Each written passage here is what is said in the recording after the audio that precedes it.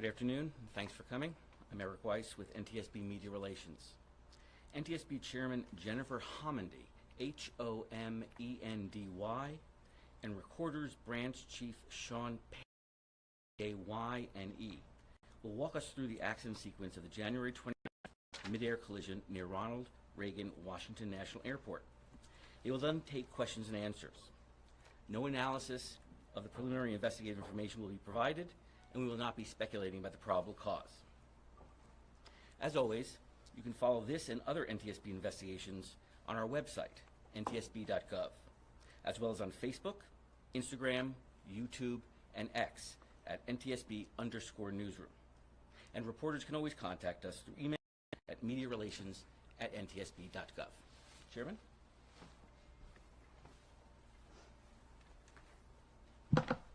Good afternoon, and thank you for joining us. The on-scene portion of our investigation into the January 29th mid-air collision near Reagan National Airport has wrapped up.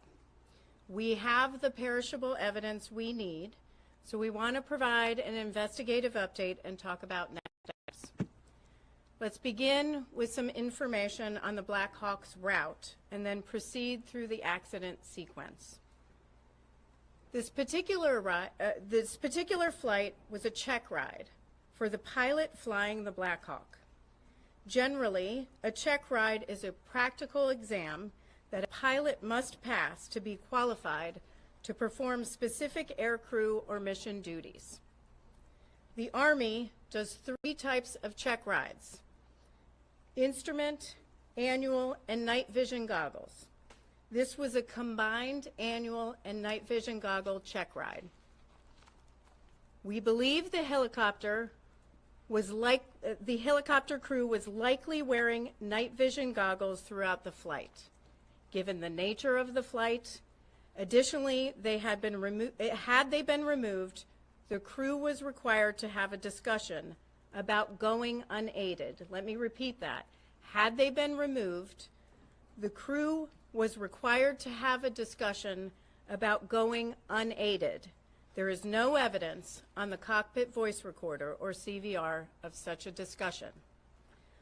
On this chart, you'll see the routes they were generally following: Helicopter Route 1 to Helicopter Route 4. These routes are designated by the Federal Aviation Administration, or FAA, and although you see blue lines, there are no defined boundaries to these routes. You'll note on the chart that pilots are expected to maintain the maximum altitude charted when ceiling permits, unless otherwise instructed by air traffic control.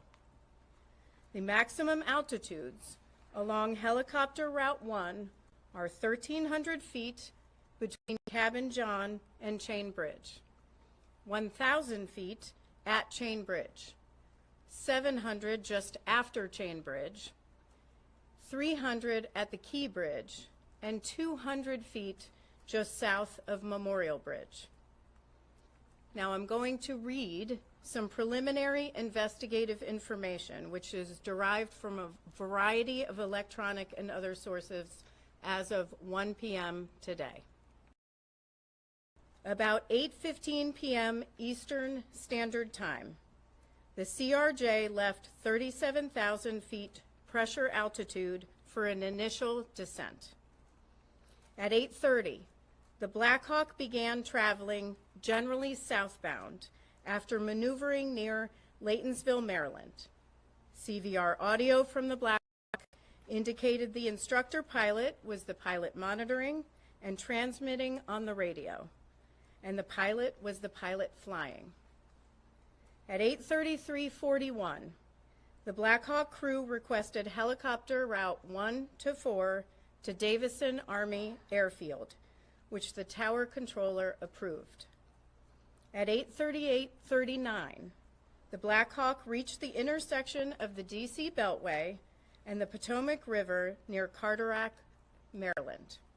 After briefly turning westbound, the Black Hawk turned back to the east and began descending as it picked up Helicopter Route 1 over the Potomac River southeast toward downtown Washington, D.C. At 8:39:10, Potomac approach cleared the crew of the CRJ for the Mount Vernon Visual Runway 1 approach. At 8:40:46, the CRJ rolled a left turn established on the ILS localizer for runway 1 at approximately 4,000 feet pressure altitude, 170 knots, with landing gear up and flaps extended to 20 degrees. At 8:43:06, the CRJ crew made initial contact with DCA Tower. The tower controller then asked if the crew could switch to runway 33. The CRJ crew agreed to switch to runway 33. At 8:43:48, the Black Hawk was about 1.1 nautical miles west of the Key Bridge. The pilot flying indicated they were at 300 feet. The instructor pilot indicated they were at 400 feet. Neither pilot made a comment discussing an altitude discrepancy. At this time, we don't know why there was a discrepancy between the two. That's something that the investigative team is analyzing. At 8:44:27, as the Black Hawk approached the Key Bridge, the instructor pilot indicated the Black Hawk was at 300 feet, descending to 200 feet. Between 8:44:41 and 8:44:45, the CRJ crew selected 30 degrees of flaps and then 45 degrees of flaps. At 8:44, gear were down and locked. The aircraft was fully configured for landing about 6.2 nautical miles south of the airport. At 8:45:27, the autopilot was disconnected, and the CRJ began a shallow right turn off the runway 1 localizer at a radio altitude of approximately 1,700 feet and an airspeed of 134 knots.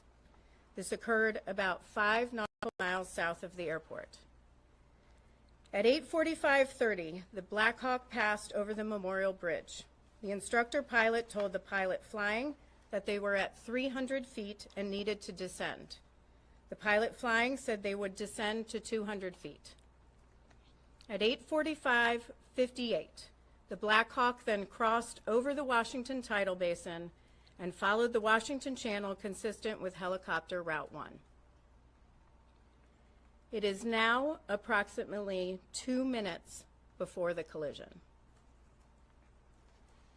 At 8:46:01, a radio transmission from the tower was audible on the CRJ CVR, informing the Black Hawk that traffic just south of the Wilson Bridge was a CRJ at 1,200 feet circling to runway 33. CVR data from the Black Hawk indicated that the portion of the transmission stating the CRJ was circling may not have been received by the Black Hawk crew. We hear the word circling in ATC communications, but we do not hear the word circling on the CVR of the Black Hawk. The recorders group is evaluating this right now.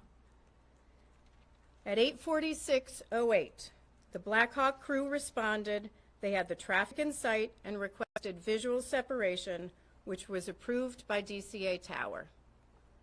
At 8:46:29, the CRJ crew received a 1,000-foot automated call-out. At 8:46:47, DCA Tower cleared other jet traffic on runway 1 for immediate departure with no delay. At 8:47:27, or 32 seconds before impact, the Black Hawk passed the southern tip of Haines Point. A second later, the CRJ began a left roll to turn to final on runway 33. The CRJ was at a radio altitude of 516 feet and 133 knots. At 8:47:29, the CRJ crew received a 500-foot automated call-out. At 8:47:39, or 20 seconds before impact, a radio transmission from the tower was audible on both CVRs, asking the Black Hawk crew if the CRJ was in sight. Audible in the ATC radio transmission was a conflict alert in the background. At 8:47:40, the CRJ crew received an automated traffic advisory on the TCAS system stating traffic, traffic. TCAS is the Traffic Alert and Collision Avoidance System on the CRJ. At 8:47:42, or 17 seconds before impact, a radio transmission from the tower was audible on both CVRs, directing the Black Hawk to pass behind the CRJ. CVR data from the Black Hawk indicated that the portion of the transmission that stated pass behind the may not have been received by the Black Hawk crew. Transmission was stepped on by a 0.8 second mic key from the Black Hawk. The Black Hawk was keying the mic to communicate with ATC. At 8:47:44, the Black Hawk crew indicated that traffic was in sight and requested visual separation, which was approved by DCA Tower. The instructor pilot then told the pilot flying they believed ATC was asking for the helicopter to move left toward the east bank of the Potomac. At 8:47:52, or 7 seconds before impact, the CRJ rolled out on final for runway 33. The CRJ was at a radio altitude of 344 feet, 143 knots. At 8:47:58, or 1 second before impact, the CRJ began to increase its pitch, reaching about 9 degrees nose up at the time of collision. FDR data show the CRJ elevators were deflected near their maximum nose up travel. The last radio altitude recorded for the CRJ was 313 feet and was recorded 2 seconds prior to the collision. The CRJ pitch at this time was again 9 degrees nose up, and roll was 11 degrees left wing down. The CRJ was descending at 448 feet per minute. The radio altitude of the Black Hawk at the time of the collision was 278 feet and had been steady for the previous 5 seconds. The Black Hawk pitch at the time of the collision was about a half degree nose up with a left roll of 1.6 degrees. Now, examination of the wreckage will assist in determination of the exact angle of the collision. Now, we're confident with the radio altitude of the Black Hawk at the time of the collision that was 278 feet. But I want to caution that does not mean what the Black Hawk, that's what the Black Hawk crew was seeing on the barometric altimeters in the cockpit. We are seeing conflicting information in the data, which is why we aren't releasing altitude for the Black Hawk's entire route. I'm going to turn it over to Sean Payne for an explanation of that. Sean is branch chief of the NTSB Vehicle Recorder Division. Thank you.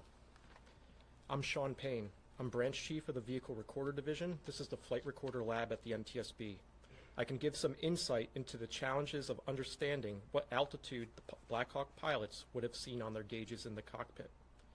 You may see pictures released of showing us in the lab rebuilding the flight recorders. That's part of our job, but a bigger part is ensuring that the data that we have downloaded is true and accurate. We call this validating the data. I'm going to define some terms for altitude in a way that most audiences can understand. I may end up reading much of this verbatim as I want to be precise in my language. The first term is radio altitude. You've heard this in our other press conference before. This is a measure of the helicopter's height above terrain, in this case, the Potomac River. It is measured by bouncing a signal from the helicopter to the river. We have determined that this parameter is valid. This is good data. This gives us confidence in knowing exactly how high the helicopter was above the ground. This parameter is not the primary means the pilots would have used to determine their height during flight. The pilots are not typically navigating using radio altitude. It is often different from what they see on their primary altimeters. Next term is barometric altitude. This is typically the altitude the pilots would use while they are flying. This was not recorded on the FDR. Barometric altitude takes into account certain atmospheric conditions. This would be displayed in front of both pilots on their instrument panel. As I said, this was not recorded. The next term is barometric pressure setting. This is an adjustment that the pilots use on their primary barometric altimeters to ensure that the altimeter is set properly. This is critical. This was not recorded by the FDR. This accounts for the local pressure at the time of the flight. Again, this was not recorded by the FDR. The next term is pressure altitude. This is more of an engineering altitude that the helicopter's systems can tap into. This altitude is calibrated using what we call a standard atmospheric pressure. We have found that this parameter is not valid. This is bad data. Normally, we can use this parameter to compute the barometric altitude displayed to the pilots. Because this data is bad, we have to use other methods to make this determination.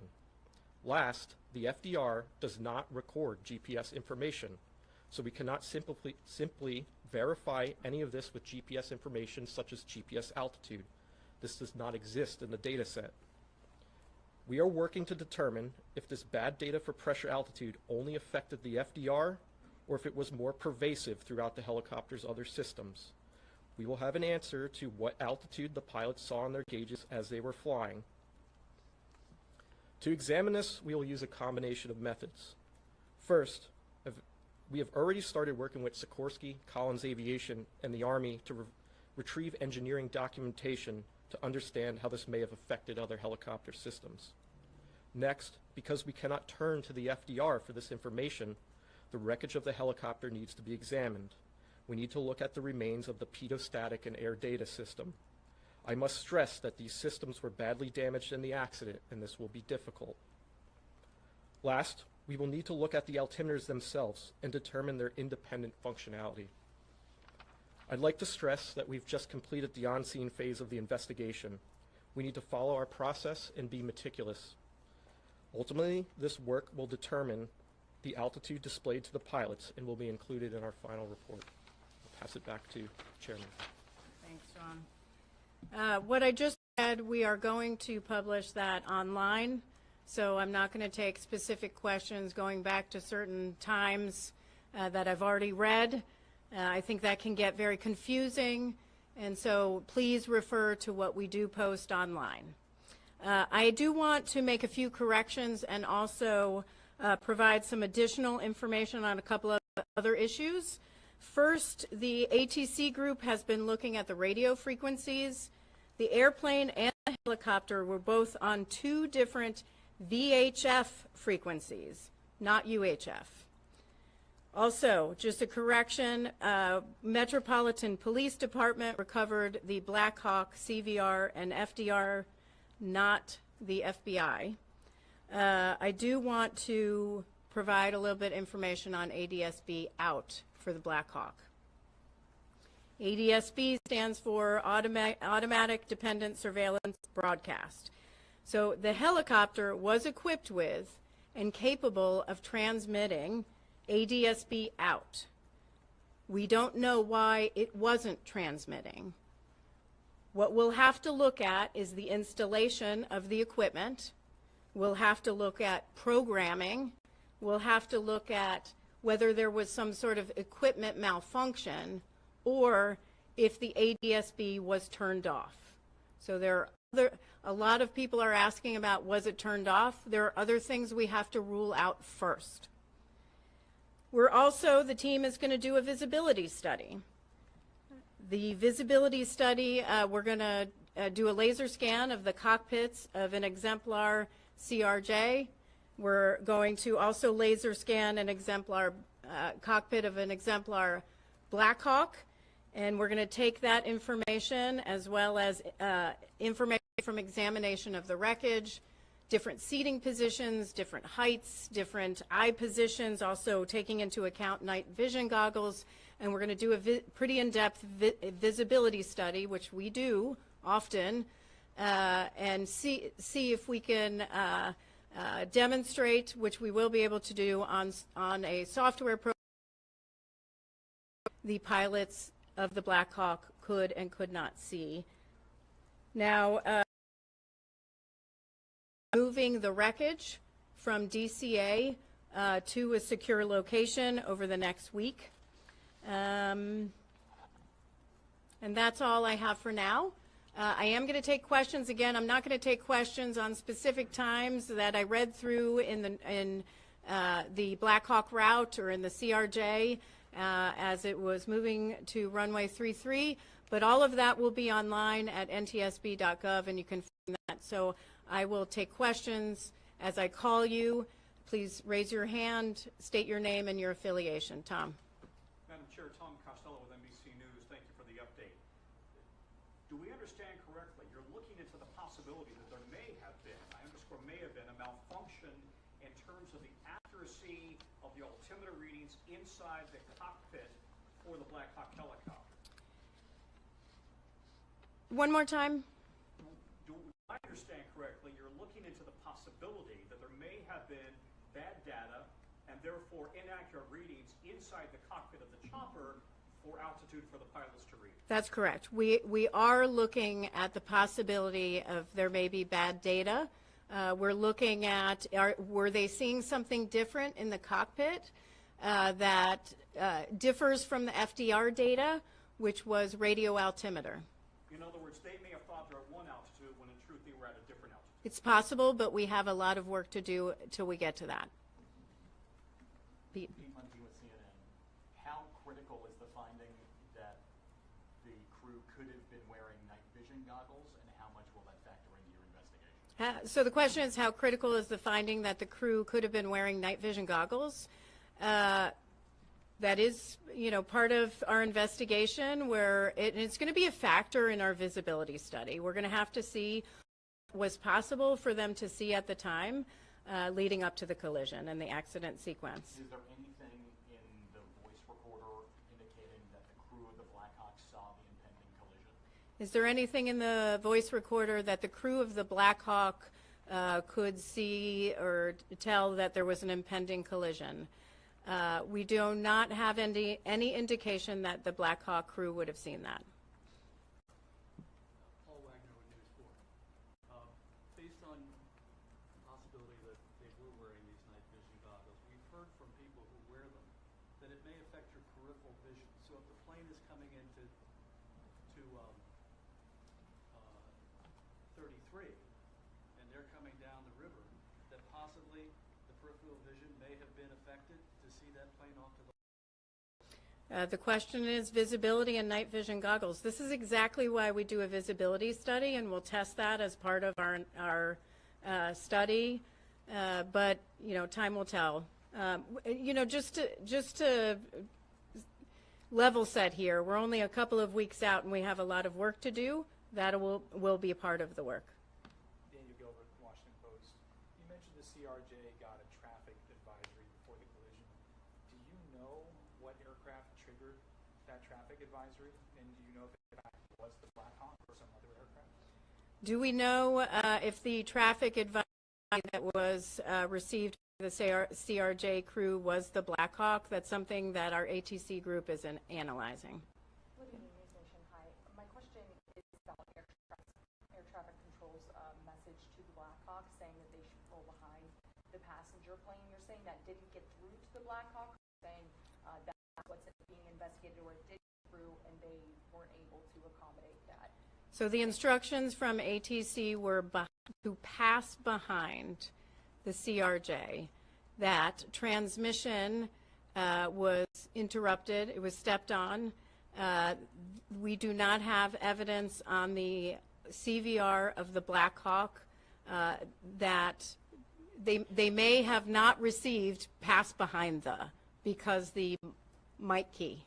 They were communicating with air traffic control at the time. Did that full message come through from air traffic control, like pass behind the passenger plane, or was it just pass behind and then it got cut off in the Black Hawk? Like, Pass behind was not communicated. Yeah. What were the next words? It's communicated by ATC. It was not heard on the Cox CVR. Is that clear? I think the clarification of the Black Hawk not receiving an air traffic control and making it through, was the passenger plane aware of the Black Hawk even in the area being told of this? Was that something that would even be on their frequencies? I know this is a second-by-second moment, so I don't know who got what. So the CRJ crew can hear air traffic control and communications from air traffic control. The Black Hawk crew can also hear communications from air traffic control, but they can't hear communications from each other back to air traffic control. So it's half the communication. Yes. Thank you, Grady Trimble with Fox Business. I know it's early in the investigation, and I know that the FAA controls the airspace around DCA. But at this point, would you say that the temporary restriction of helicopter flights is the right move, and would you advocate for a permanent restriction of those flights? Well, I do want to congratulate the Secretary Duffy for taking action immediately to restrict helicopter traffic, except for certain circumstances, saving flights and presidential flights. So I think they took the right safety action. We will have to, as we go through our investigation, look at the accident sequence and take our investigative information and determine what next steps should be done. It's too early for us to say whether it should be permanent. However, that's certainly something that the Secretary and the FAA can do on their own. And because it will be you guys who put the safety recommendations forward in the end, are there any others right now that would make flying into that particular airport safe? Yeah, so here's what I'm going to say. On aviation is the safest mode of transportation. I say this often. You are at greater risk getting into your car to and from the airport. On our nation's roads are 95% of all transportation deaths. 95%. We're talking 43,000 people are dying on our nation's roads annually. Millions more injured. Aviation is incredibly safe. With respect to any safety recommendations that may come along or any safety deficiencies that we might identify, one thing I will say is our investigative process, we don't wait till the end of our investigation to issue that may impact a safety deficiency. So for example, we will issue an urgent safety recommendation if we see that something needs to be acted on immediately. We won't wait till the end of the investigation. We won't wait till the end to issue recommendations in the final report. We will take action. We will issue an urgent safety recommendation if we need to. So that's open right now in all areas. Last question. Yes. For Scripps News, there's been a lot of talk from aviation experts that maybe the crew on the CRJ, or on the Black Hawk, rather, was looking at the wrong plane. Can you talk about whether you've seen anything that would support that theory or oppose it? Yeah, I've read these reports. It's too early to tell. We're going to have to do our visibility study to look at all possibilities of what the crew might have been seeing. So more to come on that. Thank you very much. Thank you very much.